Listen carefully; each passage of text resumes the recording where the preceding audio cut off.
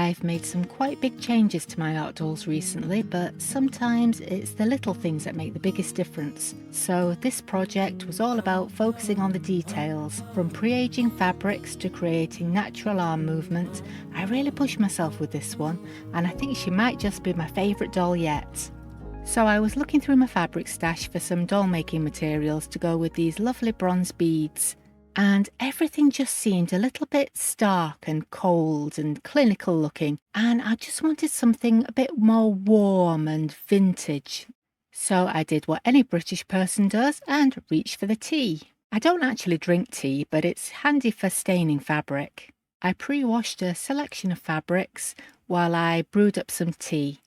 I added about 20 tea bags and a handful of salt to a pan of water and brought it to the boil, and then I just simmered it for about 15 or 20 minutes until it was a rich, dark tannin colour.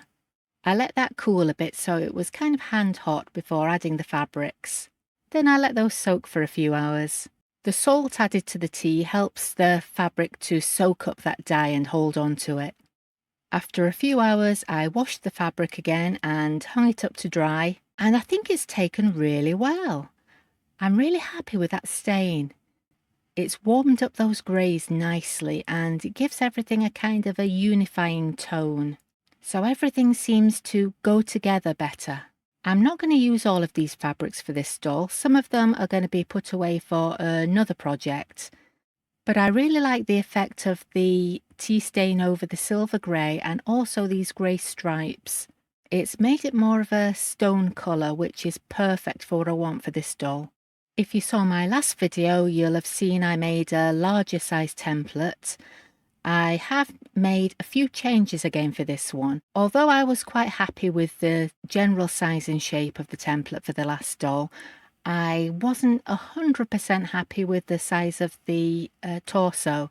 So I have changed that a little bit. I've made it slightly wider, slightly larger, and I've made the neck broader so it gives the head a little bit more of a support. The last doll was about 33 centimetres or 13 inches tall. This one is probably going to come out slightly taller than that.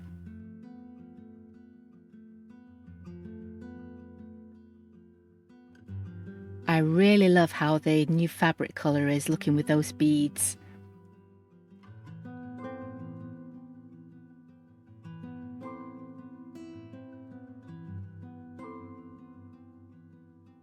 When I'm stuffing the arm pieces, I leave the ends open, and this gives a lot more flexibility when it comes to choosing the arm position. I've done a lot of experimenting in recent dolls with trying to find the right position for the arms, and I think I've got it down for this one. When I close the ends of the pieces with ladder stitch, I add a little bit of a twist. I don't join it straight across from one seam to the other side, but I just turn it slightly and close it at an angle so it just gives the arm a little bit of a twist, so you get a more natural bend in the arm joints.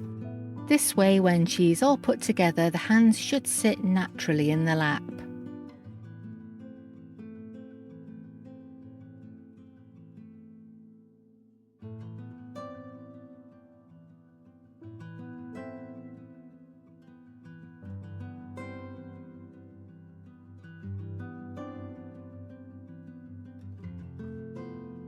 Now comes the real test for that neck joint. I didn't manage to get the stuffing right to the top of the neck. It can be quite difficult to get it to sit in place properly, but that little bit at the top where it's just slightly more flat should help it to sit flat against the back of the head, so that might actually be an advantage. The neck is jointed between a button on the back and another one on top of the head, and then the tension between those two buttons holds the thread tight, so the head should tilt from side to side without flopping over. It just needs to be strong enough to be able to hold the weight of the hair.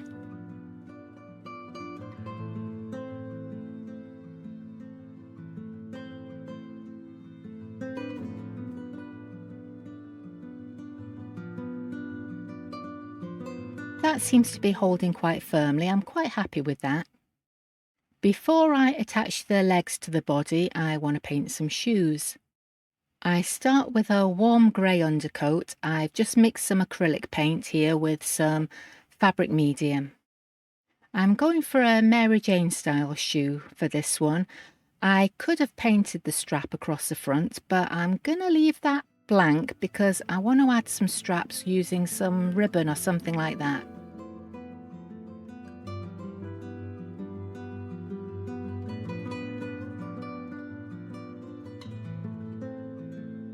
I paint over the grey with a very dark grey top coat, which will dry to almost black.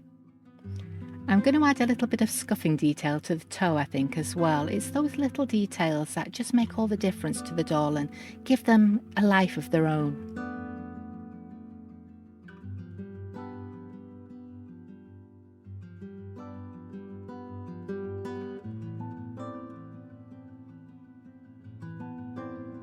I'm going to give that a coat of varnish. I'm using a gloss polyurethane varnish. This is an acid-free clear varnish from Vallejo. This one gives a lovely high shine finish. It doesn't take too long to dry, but I am going to leave this overnight because it's getting quite late now and I'll come back to this one in the morning. I've used some 3mm black satin ribbon for the straps on the shoes and I think that's looking really cute. Now I'm just attaching the legs to the torso with just a loose hinge joint. I don't want to sew these on too tight because I want to keep some flexibility in the hips so she can be posed in different sitting positions or stood up on a doll stand. If you're enjoying this video, please don't forget to hit the like button and let me know. You can also subscribe if you like so you don't miss the next one. If you'd like to support the channel further, super thanks are always appreciated and I'll leave some links to the dolls I have available below. Now I need to get started on the face. I'm starting with some shading around where the button eyes are going to be. I use ChromaFlow pencils for this. I'm just using a dark brown and a black to get a nice warm, dark, neutral shade. Because this is a larger size doll, it takes a little bit of getting used to the larger area for shading. So I'm checking the position with a button just to make sure that I'm going to get just a nice faded shadow coming out around the buttons. I don't know whether I'll use these buttons or not. I've got a couple of different ones I could use. These are really pretty, but I don't know if they're going to go with the beads.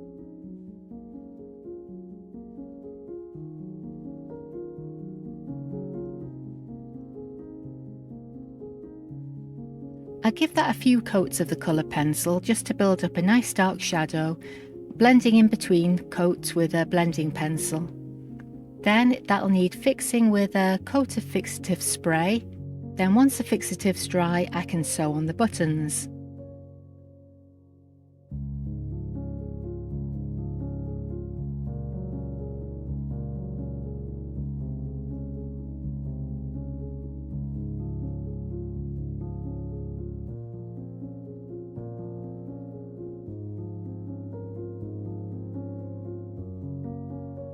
So I've got the dark copper vintage look buttons, which I really love these, but I just haven't found the right doll to use them on yet. I don't think these are going to be right for this one. I have got these bronze buttons though, and I think these are going to work a lot better, so I'm going to go with these ones. I want the buttons to sit really tight to the face, so I'm stitching those through right from the back of the head. I take my time to make sure they're positioned right in the centre of the shaded area. A button-eyed face can look really simple, but it's those little details like the position of the buttons, how low you set them on the face, how wide apart you set them, that make all the difference to the expression of the doll.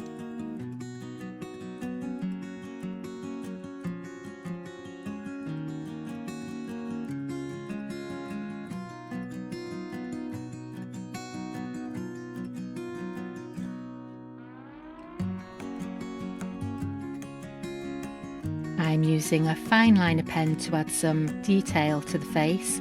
I'm doing my usual line detail around the eyes, and I think I'm going to add some leaves. I might actually add a little bit of colour to that for this one.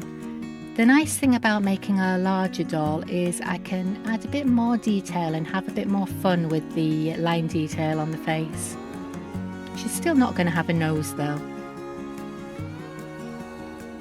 I like to take my time with this bit. I do use a magnifier for a lot of it. The magnifying lamp helps me to get the line detail exact, so it looks good even in close-up photos.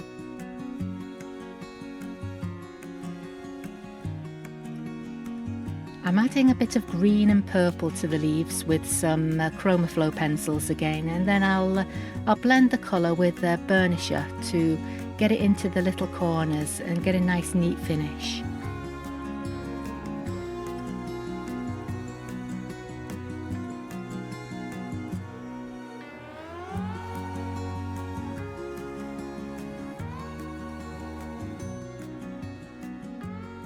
I've got a few different trims I could use for this one.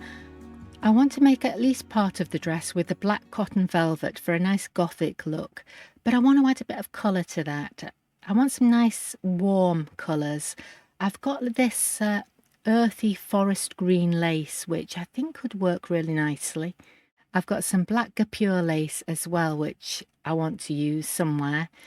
And this beautiful brocade ribbon with metallic gold threads in it. This has got some dark reds and greens in it, and I think it could work really well. I have made some lace bloomers with the guipure lace. This lace can get a bit chewed up in the sewing machine, so I decided to hand sew these. I think there's enough of the lace left over to make some sleeves with. Lace sleeves would be nice because then you can see the joint beads underneath.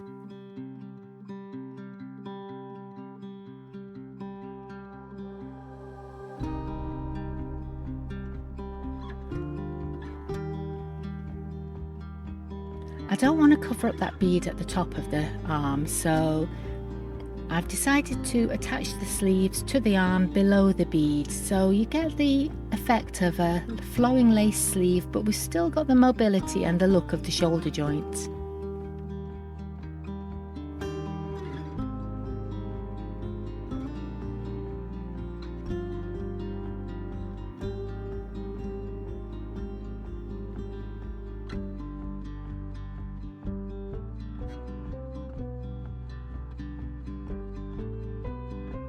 I didn't want to make a fitted bodice for this one. I wanted a bit more shape. I wanted the dress to look a little bit more kind of loose and flowing. So I've made the top part from some black cotton muslin. I've gathered the muslin up around the shoulders and I'm just adding some lace and hand stitching that over the top.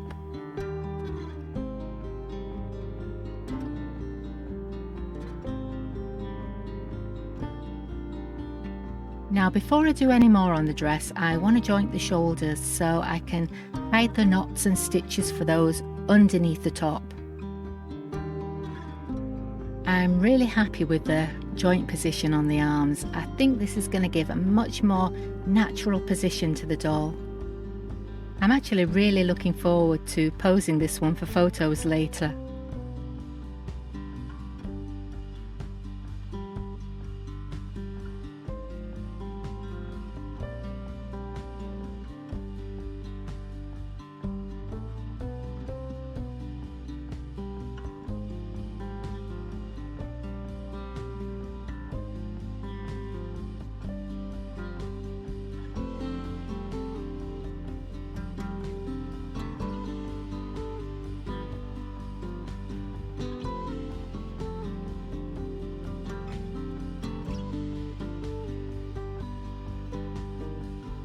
I've made a simple maxi skirt from some of the black cotton velvet, and I want to add some kind of lace trim around the bottom. I've gathered up some of the green lace, which could make a nice romantic sort of ruffle around the bottom, but then at the last minute I kind of second guessed myself and thought maybe I should use some of the red guipure lace instead. But comparing the two, I think the green's going to work better, so I'm going to go with that one. I take a lot of time to pin this to the skirt because I want to get all the ruffles in the right place.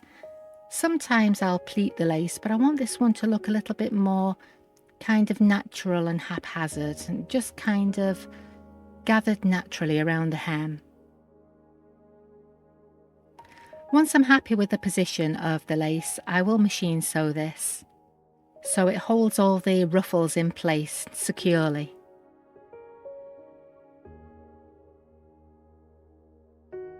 I've made wide waistband from the brocade ribbon and I really like how that looks against the black.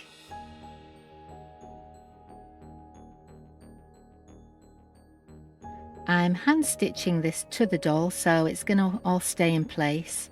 The metal threads in the brocade make it a little bit challenging as it keeps snagging on the thread, but once it's all in place it'll be nice and secure.